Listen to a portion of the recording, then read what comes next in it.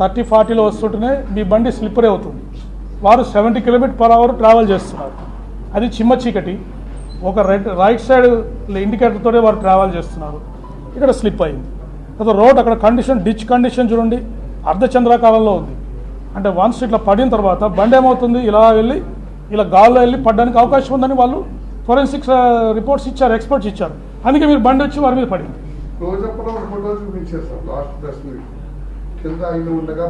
అదే అవన్నీ చూపించలేదు, ఎందుకు చూపించలేదని జూమ్ చేయమ్మా, ఆ ఫోటో చేయి, ఆ ఫోటో చేయండి.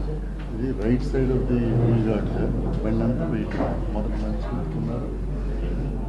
చూడండి ఎలా పడింది చూడండి. అంటే డిచ్లో ఇలా వెళ్ళి వెహికల్ ఇట్లా తిరిగి పడిపోయింది. అతను ముందు పడిపోయాడు, బండి వచ్చి మీద పడింది.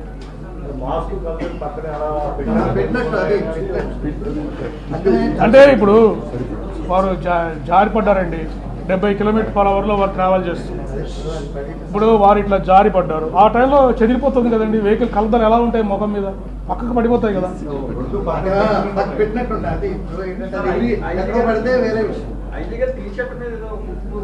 అటువంటిది ఏం లేదండి, లేదు అటువంటిది, అంత false false false false false. Okay, so సైంటిఫిక్గా మీకు అందరికీ డీటెయిల్గా అంటే ఇప్పుడు ఇటువంటి యాక్సిడెంట్స్ జరిగి ఉంటాయండి, కానీ ఎటువంటి అనుమానాలు లేకుంటే రొటీన్గా జరిగిపోతాయి. కానీ ఈ విషయంలో అనుమానాలు రేవెత్తారు, వివాదం సృష్టించడానికి ట్రై చేశారు. అందుకని ఇంత ఇన్డెప్త్ అనాలిసిస్ చేయాల్సి వచ్చింది. ఇంత టెక్నాలజీ వాడేమా, లేటెస్ట్ అవైలబుల్ టెక్నాలజీ. ఈ రోజుతో దయచేసి దర్యాప్తు పూర్తయింది. ఇంతటితో ఈ వివాదానికి ఫుల్ స్టాప్ పెట్టవలసిన నేను కోరుతున్నాను, మరీ విజ్ఞప్తి చేస్తున్నాను. వారి ఫ్యామిలీ మెంబర్స్ ప్రైవసీని మనము గౌరవించాలి. అనవసరంగా రాద్ధాంతం చేసి వారిని ఇబ్బంది పెట్టకూడదు. సొసైటీలో కూడా అనవసరమైన టెన్షన్స్ రేకెత్తించకూడదు. దీని తర్వాత కూడా ఎవరైనా వివాదం చేయడం జరిగింది.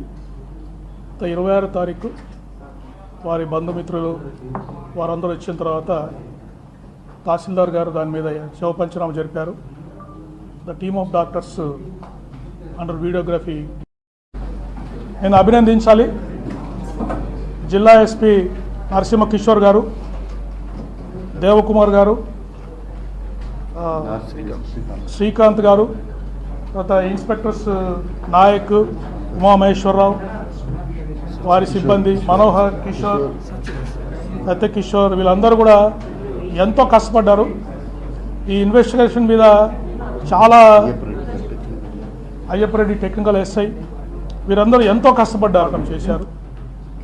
తర్వాత విసరా శాంపుల్స్ అన్నీ కూడా ఫోరెన్సిక్ సైన్స్ ల్యాబొరేటరీకి పంపడం జరిగింది. తర్వాత మనము దారి పొడవునా కూడా చాలా సీసీ కెమెరాస్లో వారి ప్రయాణాన్ని గమనించడం జరిగింది. ఆ సీసీ ఫుటేజెస్ అన్నీ కూడా సెంట్రల్ ఫోరెన్సిక్ ల్యాబొరేటరీ హైదరాబాద్ పంపించి అక్కడ కూడా అనాలిసిస్ చేశాము.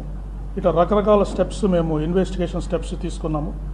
ఆ స్టెప్స్ అన్నీ మీకు ఇప్పుడు 1 by 1 ఎగ్జామిన్ చేస్తాము. ఒకటి ఎగ్జామినేషన్ ఆఫ్ విట్నెసెస్, అంటే దారి పొడవునా వారి ప్రయాణాన్ని గమనించిన వారిని, లేదా వాళ్ళు ఫోన్లో మాట్లాడిన వారిని, వారు కొంతమంది ఫోన్లో కూడా మాట్లాడారు ప్రయాణం చేస్తున్నప్పుడు. లేదా ఇక్కడ వారి ఫ్రెండ్స్ని ఇక్కడికి వస్తున్న ప్రదేశానికి ఇక్కడ ఒక హౌస్ చూసిన, సైట్ చూసిన అబ్బాయితో వెల్డింగ్ చేయడానికి ఒక అబ్బాయిని మాట్లాడారు ఆ సైట్లో, వారితో మాట్లాడాము.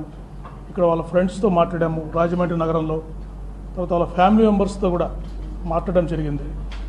ఈ విట్నెస్ అందరినీ ఎగ్జామిన్ చేశాము. తర్వాత సీసీటీవీ ఫుటేజ్ హైదరాబాద్ బయలుదేరినప్పటి నుంచి వారు మరణించే వరకు దారిలో ఉన్న సీసీ కెమెరాస్లో ఫుటేజ్ అంతా వారి ప్రయాణాన్ని తీసుకోవడం జరిగింది. అయితే సీసీటీవీ ఫుటేజ్ని ఈ సెంట్రల్ ఫోరెన్సిక్ సైన్స్ ల్యాబొరేటరీ హైదరాబాద్లో దీన్ని అనాలిసిస్ చేయడం జరిగింది. తర్వాత క్రైమ్ సీన్ అబ్జర్వేషన్, అంటే అక్కడ ఎక్కడైతే ప్రమాదం జరిగి వారు పడిపోయి చనిపోయారో ఆ సీన్ అబ్జర్వేషన్ని ఫోరెన్సిక్ ఎక్స్పర్ట్స్ ఎఫ్ఎస్ఎల్ విజయవాడ నుంచి వచ్చి ఆ సీన్ అంతా అబ్జర్వ్ చేశారు. అక్కడ శాంపుల్స్ కూడా కలెక్ట్ చేశారు.